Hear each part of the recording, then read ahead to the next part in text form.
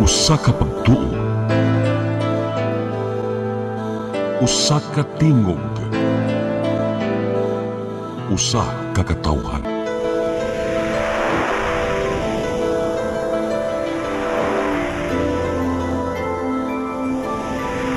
Cebu Catholic Television Network.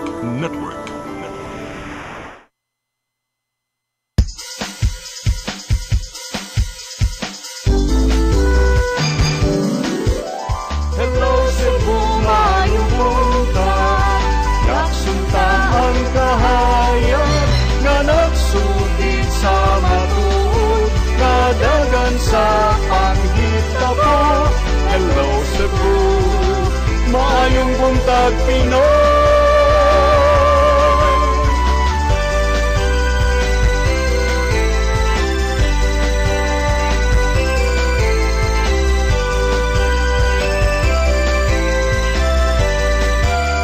Ang katutulungan sa mga katawhan. Hello Cebu, hello Cebu, maayong buntag Pinoy, maayong buntag Pinoy, maayong buntag Pinoy. Hello Cebu, maing buntag Pinoy. Adlaw karon nga Biyernes, pitsa nga ating sweldo. Pitsa 30 sa buwan sa Mayo 2025. Sangan sa akong partner, Malu Inocando Tabar, nga gimake-upan pa ni Sir Ferdy. Ako inyong higala sa kanginan, Attorney John Destacamento. Mao'y makigsaw sa inyong kabuntagon din sa itong programa karong buntaga. Kunya, dili ta maglangan ato na ipadangat kini mga front pages sa mga lokal o national nga mga newspapers dinhi sa atoa. Atong sugdan sa Sunstar Cebu. Sa Sunstar Cebu, public urged, don't panic on suspected monkeypox cases. Sa Super Balita, publiko gipaalerto sa monkeypox. Sa The Freeman, monkeypox in Talisay. Suspected cases in Mandaue and Lapu-Lapu. Sa Banat News, monkeypox virus gibantayan. Unsay mga sintomas ug angay likayan. Sa Philippine Daily Inquirer, Duterte and Kibuloy arrest enforcer is new PNP chief. Sa The Philippine Star, Solgen replaced, Gibo to Rimullas retained. Mao kadto ang mga front pages sa mga lokal ug nasyonal nga pamantalaan sa atong pagbalik atong sutaon ang mga balita nga nahipo sa atong CCTN News and Public Affairs team. Please stand by. Hello Cebu, hello Cebu, maayong buntag Pinoy, maayong buntag Pinoy, maayong buntag Pinoy. Discover the beauty of the Philippines.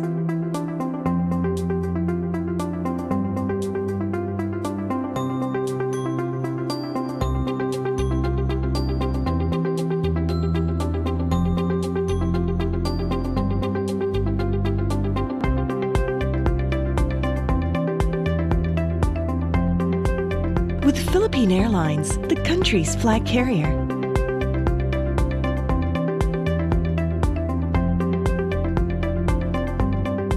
The airline that lets you feel the warmth of the nation.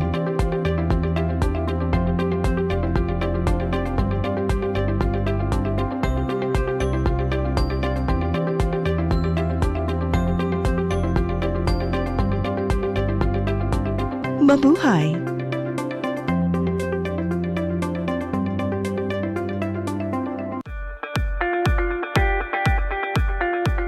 Congratulations! Nunito Tatay Dodong A. Lemchua, awarded as Cable TV Maverick, Father of Cable TV in the Philippines, given by Philippine Cable and Telecommunications Association Incorporated, PCTA, from Phil Products Group of Companies.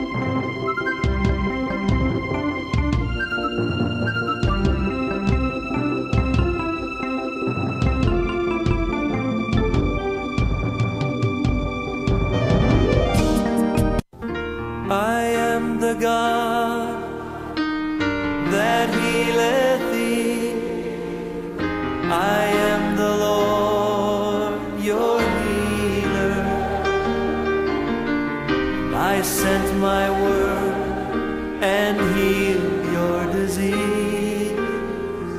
I am the Lord, your healer.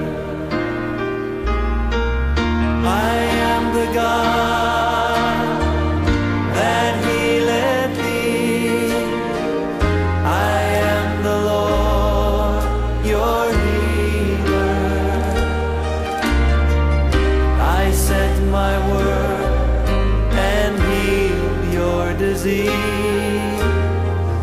I am the Lord, your healer.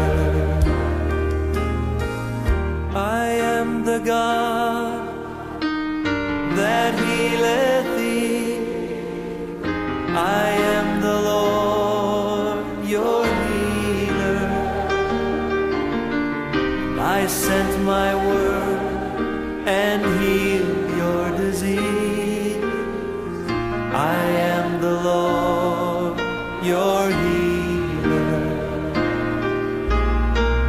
I am the God that healeth thee. I am the Lord, your healer. Di siya ko mutuog na Ginoo. Pero magulo ng bata da. Nangita lagi ni gatas. Kasabot ka akong ipakuha.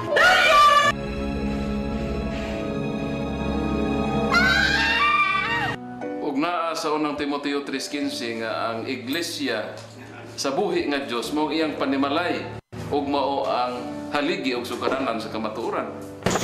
Mayo! Kasi tayo. May hatag lang unta kong gatas para sa inyong anak. Basin kadahong ka nga ikaw ang gwapa sa tibok kalibutan. Unsay reparation, Monsignor? Buhi kag laing bata aron mabayran ang imuhang nahimo nga dakong kasalanan.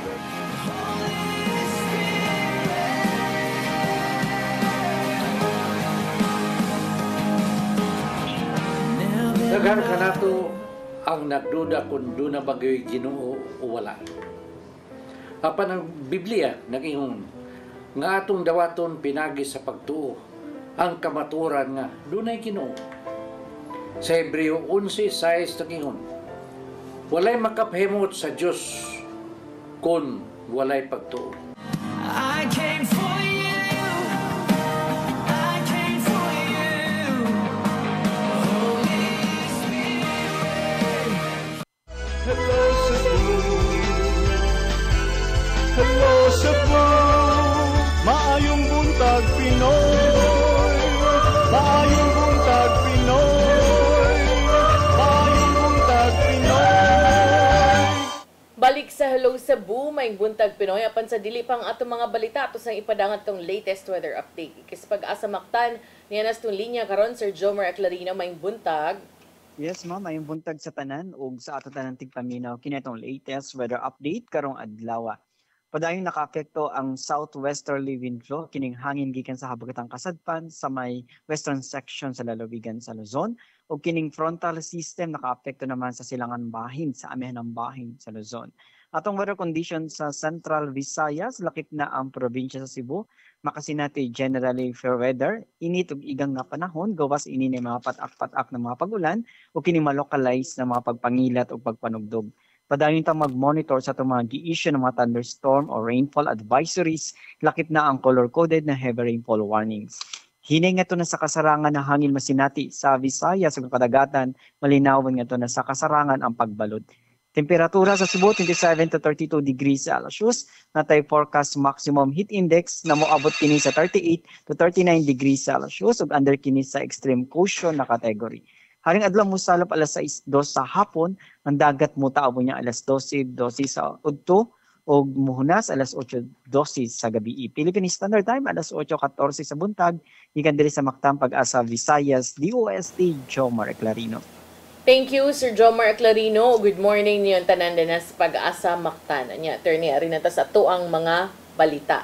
Nagunas tong mga balita karong buntaga, Mandaue City Health Office nakatalag suspected case sa monkeypox sa usa ka 39 anyos nga babay Samtang sa Talisay City, giklaro ni Mayor Samsam Gulyas nga dili tungod sa monkeypox ang namatyan sa usa ka pasyente. Ang kasayuran ihatod ni Mary Rose Sagarino.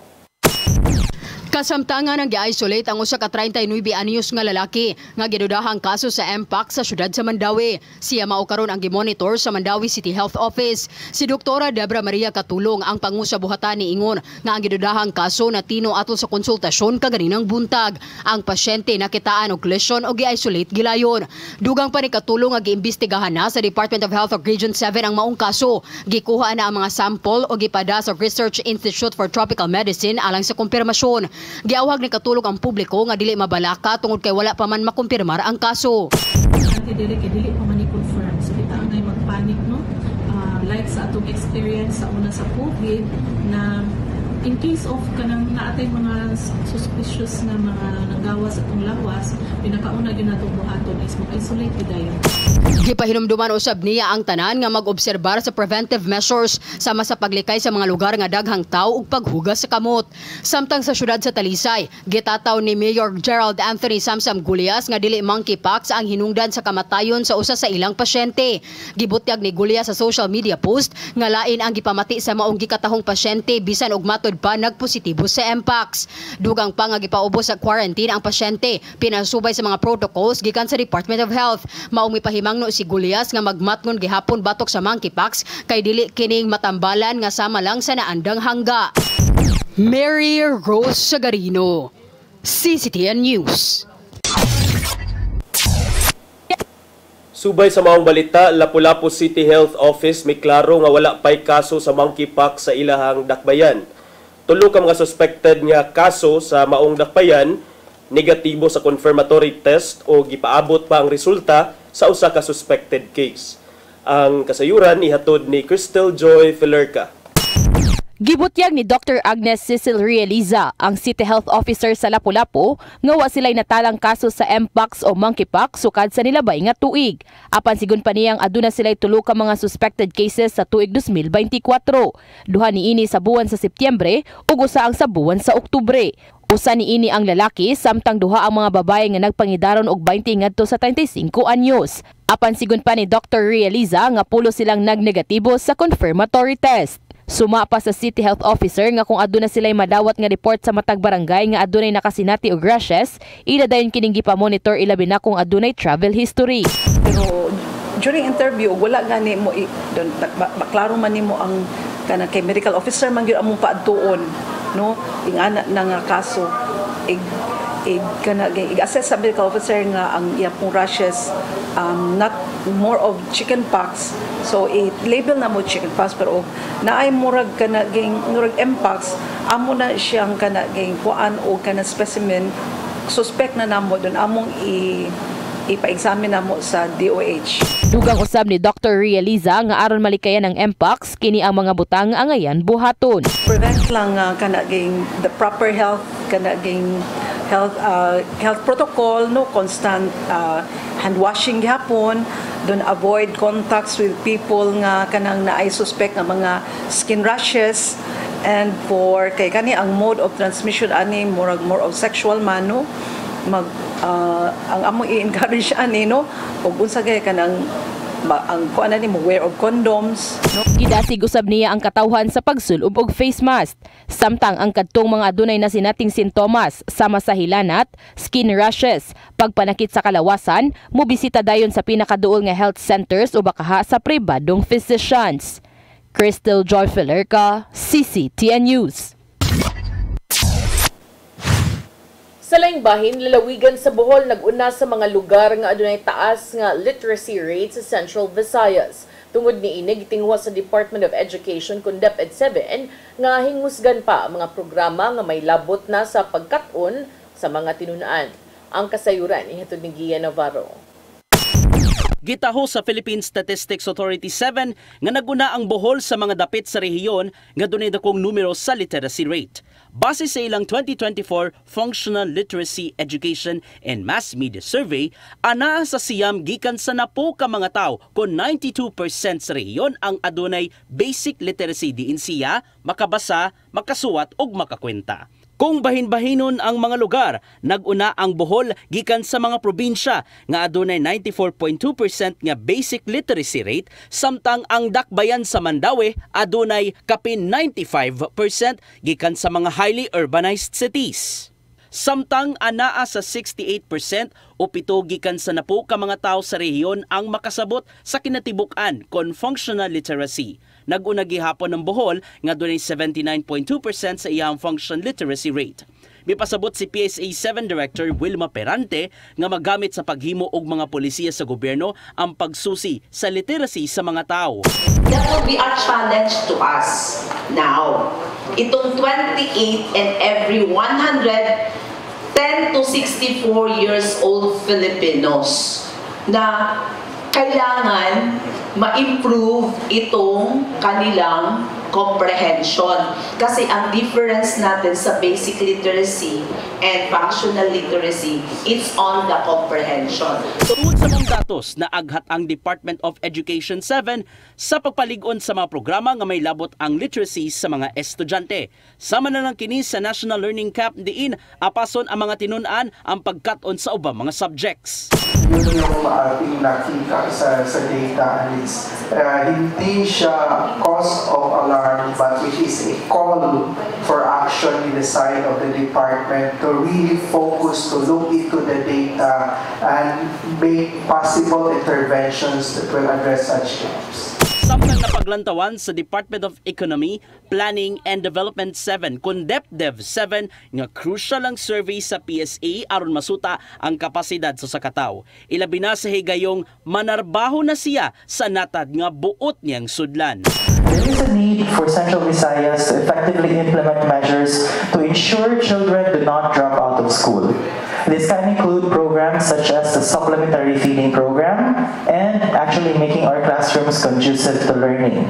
Nakita sa habig sa education ug economic sector nga kinanglanon gyud ang critical thinking skills sa kataw gawa sa naandang matang sa pagkat-on. Kini aron makahimo og mga mas maayong solusyon nga makabinipisyo hinuon kadugayan. So mahalaga po ang role ng mga magulang na turuan ang kanilang mga anak. Una, sa paghubog ng kanilang mga karakter bilang responsabling mga learners. Then later on, integrate basic concepts of learning sa mga bata. Ian Navarro, CCTN News. Sa laing balita, Presidente Bongbong Marcos Jr. naanay napili nga Solicitor General ug pangu sa Commission on Higher Education. Samtang gikatakdang molingkod sunod si Mana ang bag-ong PNP Chief nga si Major General Nicolas Torres III. Ang kasayuran ihatod ni Randy Gurion. Gipahibaw karong adlaw ni Executive Secretary Lucas Bersamin ang laing hugna sa lahugay sa mga sakop sa gabinete. Gidawat ni Presidente Ferdinand Bongbong Marcos Jr. ang courtesy resignation ni Solicitor General Minardo Guevara ug hulipan siya ni Attorney Darlene Berberabi. Nanumpa na hinuon ang bag-ong Solicitor General nga si Berberabi. Samtang gidawat ang courtesy resignation ni Commission on Higher Education Secretary Prospero de Vera ug hulipan siya ni Shirley Agrubis. Sumapa ni Bersamin nga apil na sa gipangayuan og courtesy resignation ang mga kadagkuan gikan sa mga kumpanyang iya sa gobyerno. Subay kini sa pagsiguro nga dili makapadayon sa gobyerno ang mga underperformed nga mga kadagkuan sa nagkadaiyang ahensya. There is no appreciable impact at all, negative at that. Because all these people who offer their courtesy resignations are expected to continue performing their functions, discharging their duties until their replacements have been appointed. Samtang gipahibaw ni Bersamin nga gi-promote ni Marcos Jr. si Major General Nicolas Torres III isip umaabot nga hepe sa Philippine National Police. Gikatakdang muritero karon tuiga si General Romel Francisco Marbil maong gikinahanglan ang hapsay nga transition sa PNP. Mahitabo ang turnover sa mga posisyon karong umaabot Hunyo 2. Kainumduman si Torre ang nag-serve sa arrest warrant gikan sa International Criminal Court ngadto kang kanhi Presidente Rodrigo Duterte ni atong Marso. As of this time, the decision was already made and it favored Police Major General Torre. by the time he accepts this appointment, he will have the 4 stars. That is the regulatory rank. Sa laing bahin, magpabilin sa pwesto silang Justice Secretary Jesus Crispin Remulla, Interior Secretary John Vic Remulla, o Defense Secretary Gilbert Chodoro Jr. human wa gidawat ni Marcos Jr. ang ilang courtesy resignation. Randy Gorion, CCTN News. Sa atong katapusang balita, kapin 1.5 milyones ka pesos nga balur sa illegal nga drugas na sakmit sa kapulisan sa dakbayan sa Subo ug sa Bohol. Kini ato sa simultaneous anti-criminality and law enforcement operation. Ang kasayuran ihantod ni Arnold Bustamante. Moabot sa kapin 1.5 milyones ka pesos ka balor sa illegal nga drugas sa nasakmit sa kapulisan sa Bohol ug sa Sugbo atol sa simultaneous anti-criminality and law enforcement operation kagahapon adlaw. Ang labing dako nga nasakmit ang ginusad nga bypass operation sa Sawang Calero Police Station alas 11:55 sa gabi sa Belgium Street sa Barangay Suma. Ang napusasan giilang nga si Haribert Cabras alias Hari, 27 anyos, taga sitio Mangga, Barangay Mambaling sa Sud sa Sugbo. Nakuha kang kaniya ang binulto sa kituang shabu nga motimbang sa 150.42 gramos nga doon standard drug price nga 1,022,856 o mga drug paraphernalia. Wala sa magpawahi ang Waterfront Police Station 3 ubos sa kamanduan sa hipinini nga si Police Major Mark Don Alfred Lianza. Din milusad sila bypass operation sa sulod sa Doña Pepang Cemetery, Barangay Tejero sa Dakbayan Sugbo alas 9:50 sa gabi. Ang nasikop gilang si Christian Babes Valencia Rimolta, 21 anyos, taga Belgium Street, Barangay Suba sa Dakbayan Sugbo. Nakuha sa suspitsado ang mga pinakiti sa shabu nga mo kantidad sa 20,400 pesos. 5 ka minutos lang ang gintang ang Parian Police Station ni po sa susab sa babae nga drug personality human mabayba sa Sitio Riverside sa Barangay Lorega. Ang suspitsado ba si Juvelin Sonita Buenavista alias Tilang, 47 anyos, taga sitio Silangan 1, Barangay Tinago. Nakuha sa mga operatiba ang mga pinuto sa shabu nga motimbang sa 10 gramos nga dunay balor sa 68,000 pesos. Samtang ang mga sakop sa Provincial Intelligence Unit sa Bohol Police Provincial Office misikop sa high value target atol kini sa bypass operation sa Poroksay sa Barangay Poblasyon lungsod sa Maribohok, lalawigan sa Bohol. Ang suspitsado gilang nga si Alberto Bimin Jr. alias Junjun, 41 anyos, usa ka maintenance worker sa usa ka kumpanya nga nagpuyo sa Purok 1, Barangay Giwanon, lungsod sa Maribohok. Nakuha gikan kaniya ang binulto sa shabu nga mo kantidad sa 442,000 pesos, lakip na ang usa ka kalibre 45 nga pistola. Mato ni Police Lieutenant Colonel Jumar Pomarejos, ang hepe sa PIU sa Bohol PPO, nga base silang nakuha nga kasayuran ang amo sa maong suspitsado na sa sulod sa usa ka jail facility nga may mo facility sa supply sa legal nga drugas. Gingon makabaligya siya og 30 nga tunas sa 50 gramos nga shabu matag semana. Din ang ihang area sa distribution mo ang silingan nga mga lungsod sa Maribohok o Dakbayan sa Tagbilaran. Kalapasan sa Section 5 o 11 Republic Act 9165 o Comelec Gun Ban ang tubangon nga kaso ni Bimin. Aga mga nakuhang ebidensya ginuso na sa kapulisan sa tagsatag sa nila ka mga PNP Forensic Unit alang sa imuon nga chemical analysis. Arnold Bustamante, CCTN News. Mao katong mga balita nga nahipos tong kaubanan sa CCTN News and Public Affairs Team ug inyo katong nakita kagahapon sa mga balita sa Sairi 47. Unya, piki man attorney. Break sa time. Sige. Sige, so Hello Cebu, maayong buntag Pinoy. Maayong buntag Pinoy. Maayong buntag Pinoy. Discover the beauty of the Philippines.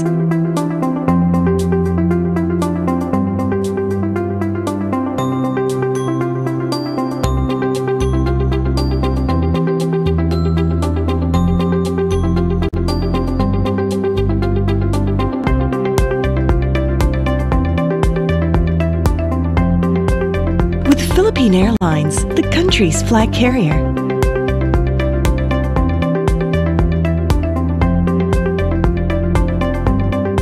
The airline that lets you feel the warmth of the nation.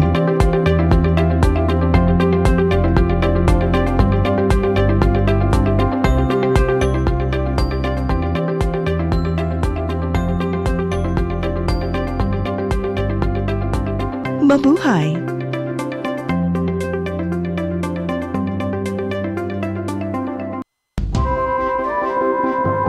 nagko-collaborate ang ating mga ozone na doctors para ibahagi ang kanilang kaalamang medikal. I believe with all my heart that the Lord is allowing us to understand that He's the one who are extending this life, and we have to really take care of our body. Yes.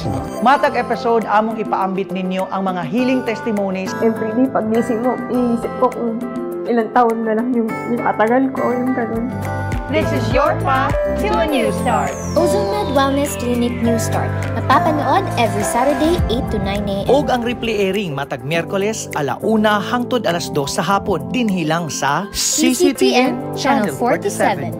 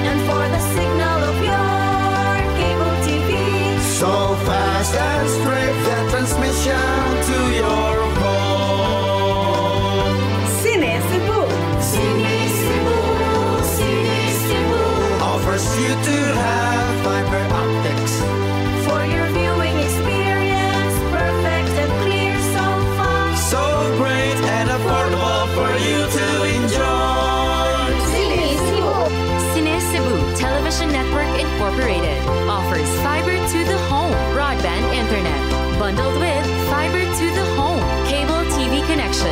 Cine Cebu Television Network Incorporated, with its operation in Metro Cebu and the whole province of Cebu soon. And affordable for you to enjoy. Cine Cebu.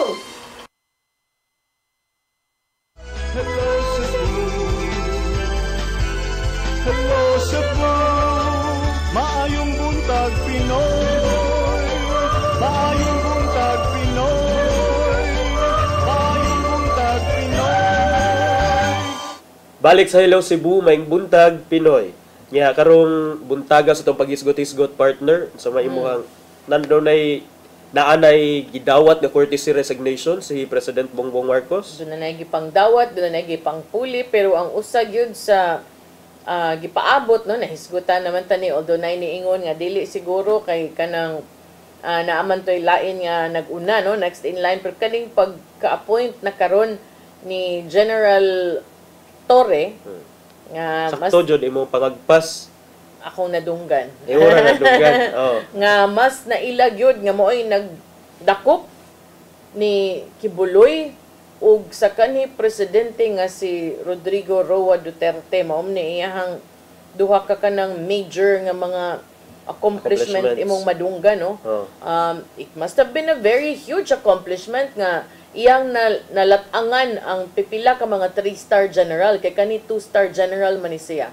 And you have to be 4-star general para unta ma PNP chief ka sa sakto nga kanang sana linyada, pero prerogative man na sa presidente, and ang president ana is Bato de la Rosa, 1-star general, gilakangan ang tanan og nahimong PNP chief. So karon siya 2-star general, mao na karon ang PNP chief. Si Torre anak ni sa usa ka pulis usab ug magtutudlo, mauna ni mupuli sa ibakante unya nga pwesto ni PNP Chief General Romel Marbil kinsa mo retiro na karong June 2. Taga Hulo ni si Torre ug mao ni ang ikaupat nga PNP Chief ubos sa administrasyon ni Presidente Marcos, mao ni 31st in the police forces history ug sa akong nadunggan siya sad ang labing una nga PNPA.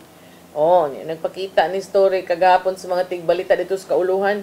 Ni-post na gud siya nga binahinay lang ta kay di na siya ka ato og reply kay nakaabot na og 23 ka missed call og 1,225 text messages human gianunsyo kagahapon ang iyang appointment ni Executive Secretary Lucas Bersamin.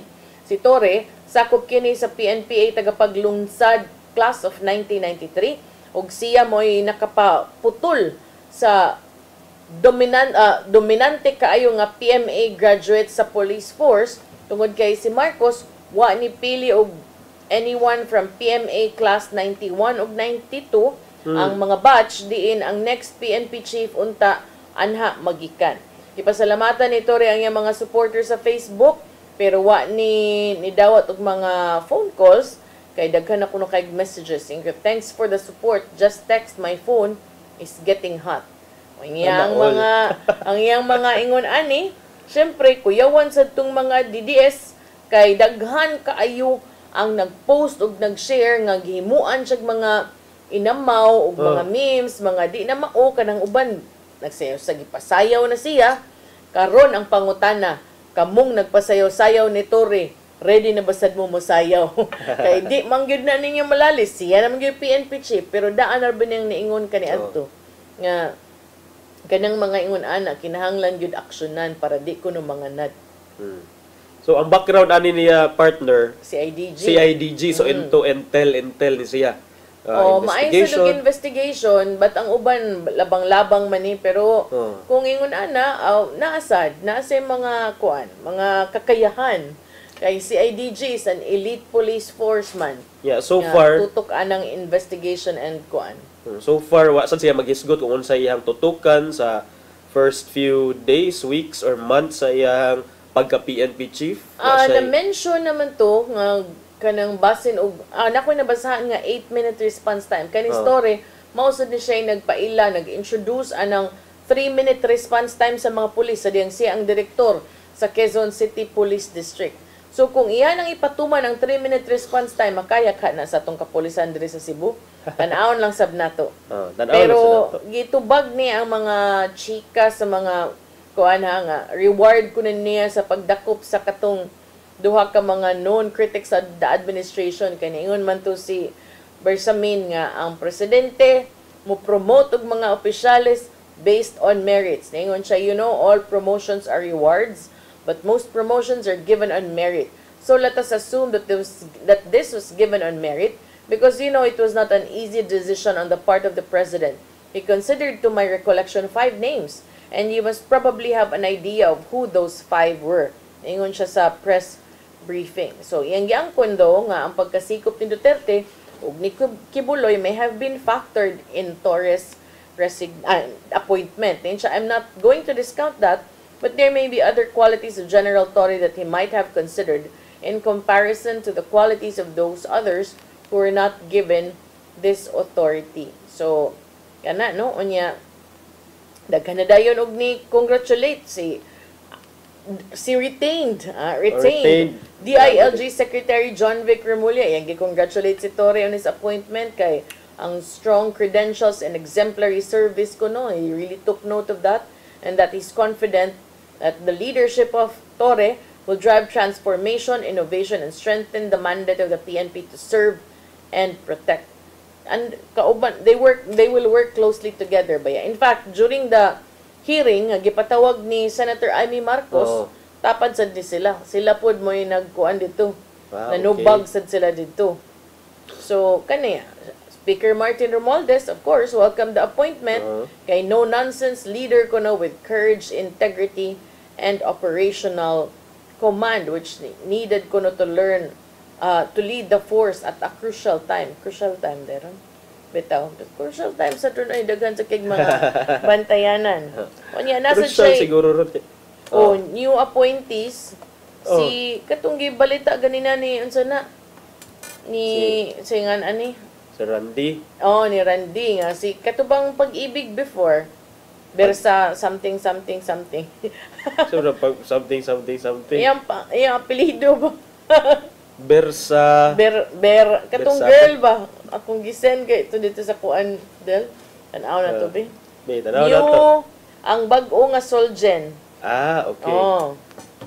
Na new Solicitor General sa Philippines. Darlene Berberabe. Mao na. Berberabe. May bag-o nga Solicitor General siya may mupuli ni Menardo Guevara. Angay bag makatarunganon nga pulihan ang Solgen. Gikan din siya sa UP Law, isip Dean partner. Dean siya kaniadto sa UP Law. Unya sa ono niya confirm sad ni Guevara ang iyahang kuan, ang iyahang kaning mao nga development kagahapon, no? Ningon siya, I'm happy for Darlene Berberabe. As a top caliber lawyer with an impressive management background, she will surely do, as well as Solicitor General. May mensahe ni outgoing Solgen Guevara. As for me, maybe it's time to go back to a quiet and peaceful private life. Ingon siya niya. Bisa di pa ni lingkod si Berberabe, din siya sa College of Law of the Philippines. So niya, summa cum laude graduate of philosophy in UP ug salutatorian in UP College of Law in 1999. Associate lawyer sad na siya sa Baker McKenzie dito sa Manila with specialization in labor law. Sawa pa siya ni appeal sa Procter and Gamble Philippines isip senior counsel ug sakop sa leadership team. Gi-appoint siya as Chief Executive Officer of Pag-ibig Fund in 2010. O niya, kani actually nagtuog ko before nga basig mulansar ni og senador kay katong time nga siya ang head sa Pag-ibig, medyo daghan kaayog mga visibility ba. So pa siya nahimong dean sa UP College of Law, siya nahimong senior lecturer and professorial lecturer sa Philippine Judicial Academy. Yeah. Gibutang dahil sa backgrounder sa mga balita, the Office of the Solgen acts as the law firm for the government, handling legal matters on its behalf, its agencies and officials. So, mao to nga, ako lang siyang gitake note kay ang latest na ba na hitabo ni Guevara, dili siya mo barog para sa kaso. Dili siya mo barog para sa kaso. So, karon at least na mga kuan, naklaro na kung unsay imong gusto. Kay si Guevara, I think, usa ni siya ato mga detender sa gid sa ilang mga courtesy resignation. So, I think sila tanan, di ba? Silang tanan. Gidawat man sad. So, karon again, we go back to the principle nga dili lagi ka pwede maglingkod diha sa gabinete o sa kanang mga executive positions kung dili ka wa ka gi walay trust and confidence ang imong amo nimo. Kay saon man pagtrabaho nato og sakto kung wa mo wala mo'y pagsalig sa usag-usa. And usag-usa because it works both ways. Ikaw sad mismo dapat naasad kay isang nagtrabaho ka para niya, dapat murag di isad babag sa imuhang kasing-kasing ba. Yang anong wala makani-resign kung di na day kaganahan. Sa day pangutana kanang wa gi-resign. Kung ganahan, kana di na ta makahibaw kay wa man nagibutang sa ilang resignation letter. Wag gyud siya ni resign. Katong ni resign ra siya kay gipa-resign sila. But if sa imong kasing-kasing wa na day kakauyon, pwede ra gyud unta to niya buhaton. So mao na hinuon na ang ending, ma-marked ang iyahang service career sa iyang last nga nagdumili siya pagrepresentar sa gobyerno. So nasa bagong gitudlo nga Human Settlements and Urban Development Secretary kaning DHSUD bag-o man nga department. So bag-o sang giilisan ang head, no, kay ang ilahang bag-ong gitudlo karon si Jose Ramon Aliling nanumpa sad kagahapon before the president. Kining maong mga fresh appointments mo ni appeal sa latest changes. So katong sa mga nagpaabot wala pay hisgot kung retain ba ang DOT ug ang DOTR ug ang DOLE sa pagkakaroon mao patoy ng na-appeal na recalibrated na. Pero si Teodoro, Gibo Teodoro pabilin. Ang duha ka Rimulya pabilin sa DOJ ug sa asang usa ka Rimulya partner. Si Kuan Justice and DILG. Okay. So, tanaw na to kinsa pa ang niya mabilin, niya kinsa sad ang murag mubaybay na. Pero arita sa laing isgutanan partner. Naabot na dinhi sa Pilipinas si expelled Negros Oriental Representative Arnolfo Teves Jr. It apparently, partner, it turns out nga ang gobyerno sa Timor-Leste may order sa iyang deportation. So, gideport si former Representative Teves matud pa tungod kay he is considered a threat to the national security and interest of Timor-Leste. Kagahapon, sakay sa Philippine Air Force nga abyon si Teves uban ang mga kadagkuan sa NBI. Kasi NBI Director Jaime Santiago mao'y nag-pick up kang Teves dito sa Timor-Leste sa capital ini nga Dili. Nga gikan dito nihunong sila diha sa Davao aron to refuel, ya dayon gikan sa Davao diretso na sila sa Philippine Air Force Headquarters sa Villamor Air Base dito sa Pasay City. Nga ang atong kay dumduman na kini si Teves mao'y gitudlo nga mastermind sa pagpatay ni kanhi Negros Oriental Governor Ruel Digamo og laing siyam ka mga tawo dihang paarakan ang iyang balay balay ba to or ang balay. Ang iyang balay diin sa murag dunay supposedly payout nga gipahigayon ato mga orasa. Yes, na ay payout sa mga beneficiary sa usa ka social welfare program. Karon ang Department of Justice pinaagi ni Secretary Jesus Crispin Remulla miingon niya finally after 2 years we thank God that this reckoning that we have been waiting for is finally happening as it should be, and Teves must face the charges against him diri sa atoa. Sa iyang bahin sad ang kabili niya asawa ni Governor Digamo nga si Byuda nga si Negros Oriental Representative-elect na din siya partner Janice Digamo. Welcome ni niya ang pag-deport kang Teves matod ni Representative-elect Digamo nga the government of Timor-Leste has recognized that we have long known to be true that the continued presence of Arnie Teves in their country compromises regional peace, security, and rule of law. Iya sa ding gitawag attorney og significant step towards justice. Human sa Abdulan, duha ka tuig ang milabay human sa dihang gipatay ang gi-assassinate ang iyang bana nga si Governor Ruel Digamo ni adtong March 4, 2023. Oh. Sa iyang bahin partner kani si Presidente Bongbong Marcos iya sa ning gihangop ang development nga pagka-aresto ni Teves o pagbalik niya dinhi sa Pilipinas. Miingon si Presidente Bongbong Marcos nga it's now time nga iyahaning atubangon ang mga kaso nga gisangat against sa iyahan. Nagpagawas og usa ka video statement si Marcos diin iyang gipahibaw nga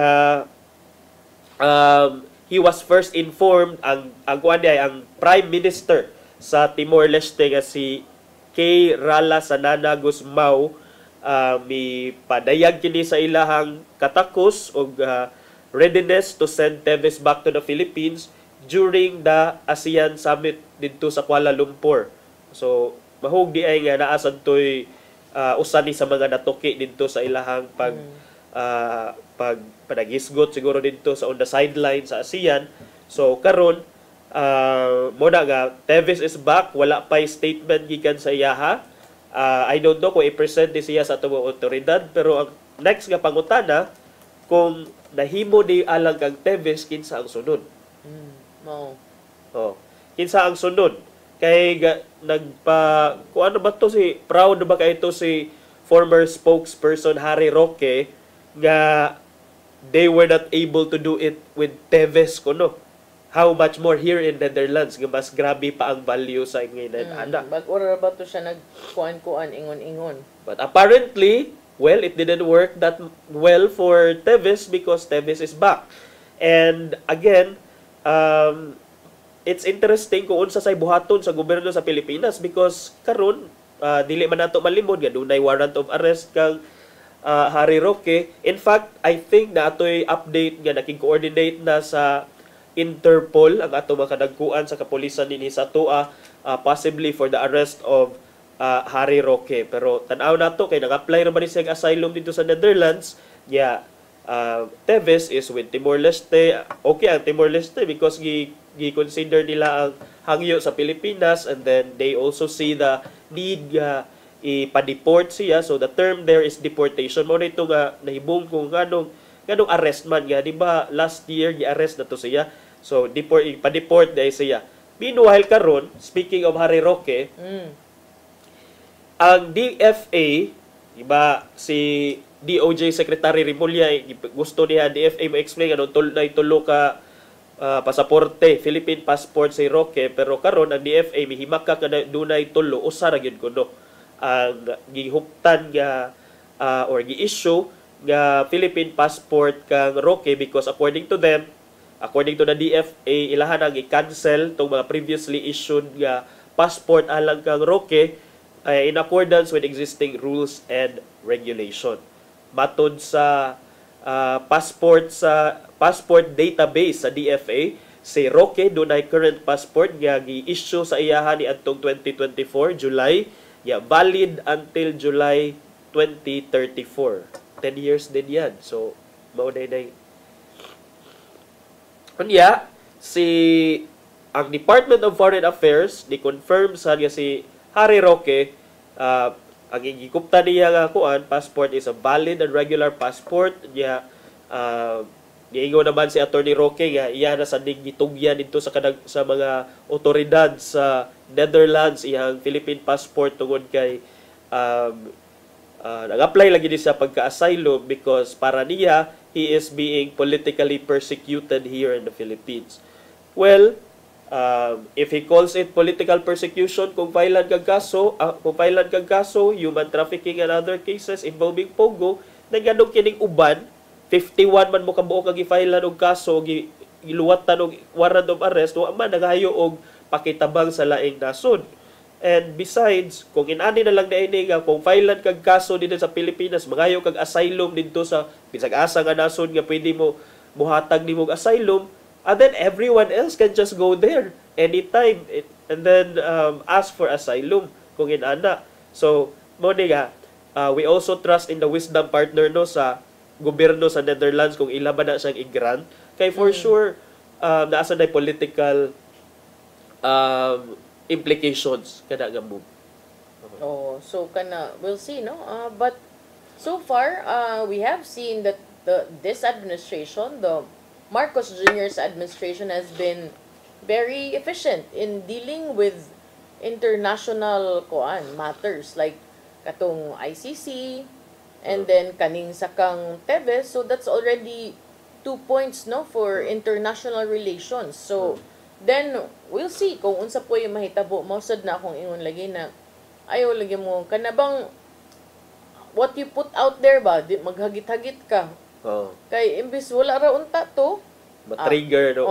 You earn the ire ba. Fanning the flame. So but of course inana man gyud ang personality ni Attorney Roque nga palaban man sa gyud ni si Harry Roque kung si at the time of President Rodrigo Duterte na ay Laila de Lima, karon asay Attorney Harry Roque nga grabe sad kaayo ang passion ba. And then he is an attorney, so he knows his recourse, he knows his remedies in law. So tan-aw nato kung kinsa ang tuuhan sa gobyerno sa Netherlands, and even if na ay application for political asylum dito, unsa sa kay further move sa gobyerno sa Pilipinas bahin aning Harry Roque, because for sure if nahimo ni kang Teves, there's no question nga possibly dili sa nila ni himuon para kang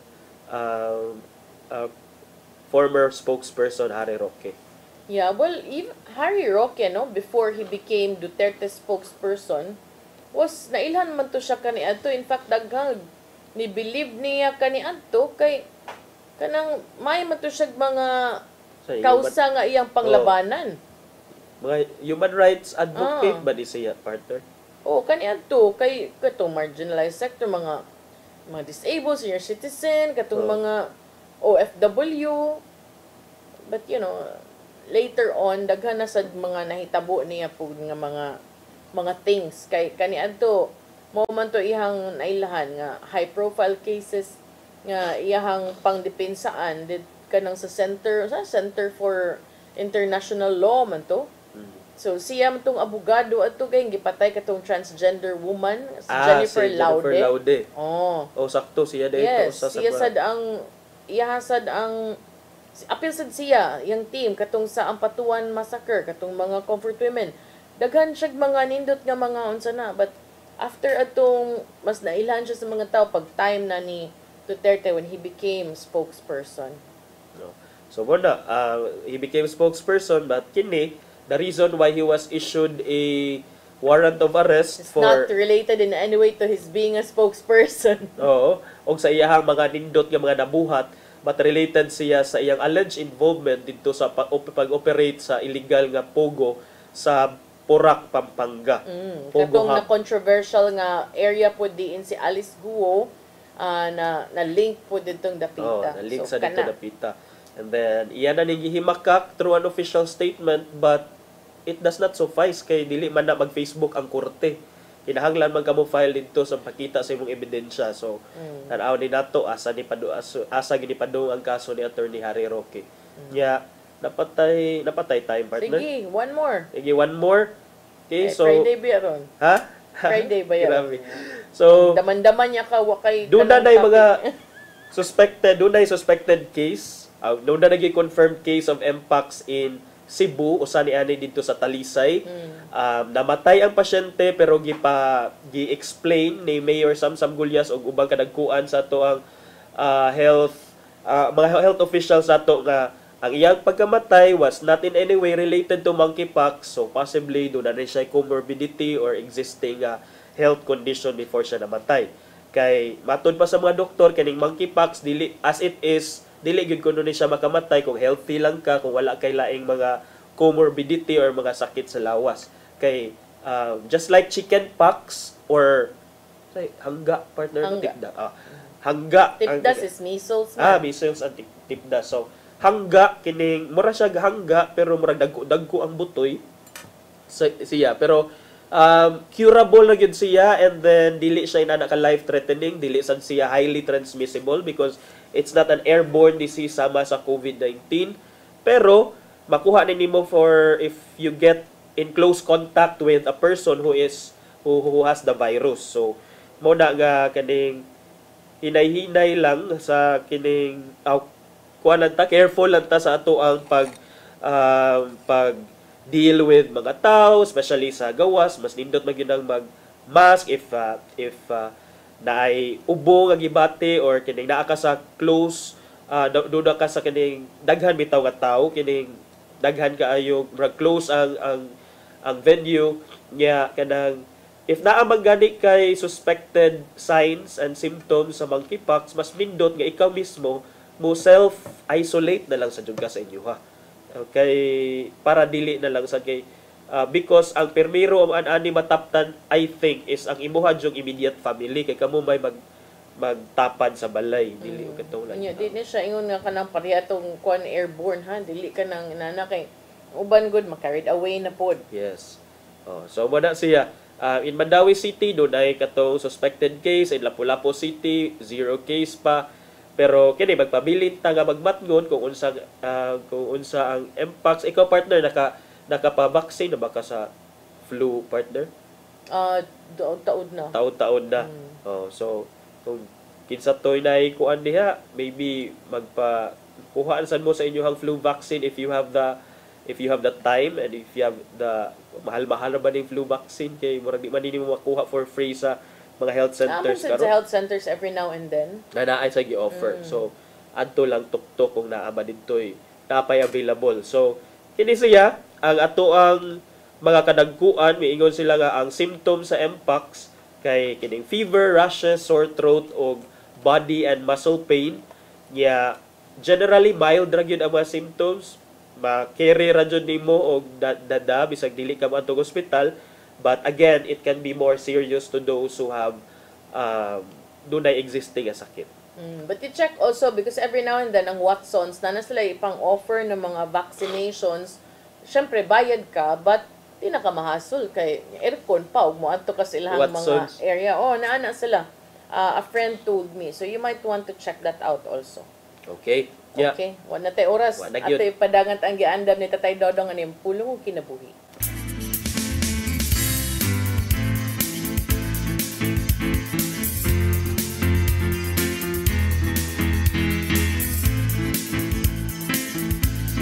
Ang pulong mo, ang diwat sa dalang ko. Ngayon, ang pag-umol sa kiniyas kabataan, anak yun magsugod sa iyang panimay. Busa ang ginikanan dako kayo og katungdanan ngadto sa ilang mga anak. Aron kini dili masaag sa hiwi nga dalan.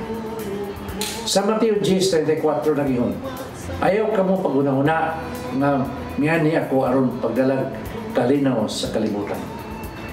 Dili kalinaw ang gidala ko o dili espada. Busa kinanglan nga ampihan nato ang atong matag pamilya. Sa Mateo 10:35 mingon pagayod ang labing mangilad nga kaaway sa tao mura ang iyang mga sayop sa iyang kaugalingong panimay. Busa mga igsoon, ayaw hatagi o kahigayunan ang kaaway aron makalihok diha sa atong pamilya. Kay sa ato unyang intensyon nga mualagad sa Ginoo, mahimpuwak ang atong pamilya sa kadautan. Kinanglan nga kamao kitang bahig sa atong oras. Doon na kita oras sa atong pamilya, oras sa pagnginabuhi, ug oras sa pag-alagad sa Ginoo. Kay ug dili mayong pagkabalanse kining butanga, natural nga kasamo kayo ang may tabo. Ug delikado nga mao kini ang gamiton sa kaaway aron mabungkag ang atong pamilya. May igsoon, mo kini ang pulong nga maghatag kanato giya sa atong kinabuhi. Mag-ampo kita. Langitong Amahan, salamat sa imong pagpahinumdum kanamo. Nini mo sa kaminungdanon nga butang. Itahan namo kanimo ang among pamilya, ang among oras ug ang tanan namong gibuhaton. Aron imo kining ayohon sa pagpahigayon sa husto. Amen. Sa Amahan, sa Anak, sa Espiritu Santo. Ang pulong mo, ang diwat sa dalang ko. Pulong ang kinabuhi ni Tatay Dodong Limchua mo'y nagtapos sa itong tulumanon. Dagang salamat sa Philippine Airlines. Thank you Archbishop Jose Palma, Nanay Diana Limchua ug Tatay Dodong Limchua. Thank you, Sir Dennis Tabar, itong mga kaubanan sa TOC, Sir Robert, Miss Inday, Sir Matmat, Miss Mabel, Miss Joanne. Sir Michael, Sir Rodel, Sir Raymond, Sir Bruce ug Sir Ferdy. Salamat sa inyong papakig-uban. Ako si Maluy Nocando Tabar. Si Attorney John Destacamento. See you next week sa itong programang Hello Cebu. Mayong buntag, Pinoy. God bless us all.